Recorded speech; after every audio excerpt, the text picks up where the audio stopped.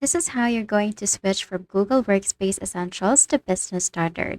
First is to log in as an admin to Google Admin Console. Just search it on your search bar and then head over to Billing and then click on Subscriptions. Once you do this, you will see all your current Essentials plan. Now click on Switch or Upgrade right here. You can just first click on More once you arrive at the Google Workspace Business Standard and then click on the Workspace and then click on Upgrade. Confirm the payment method and changes. Make sure that you click on Business Standard and review it. Your account updates instantly, no downtime after you do this.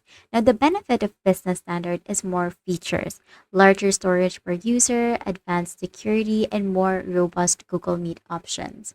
It is more smoother experience if your team is growing or if you need extra tools.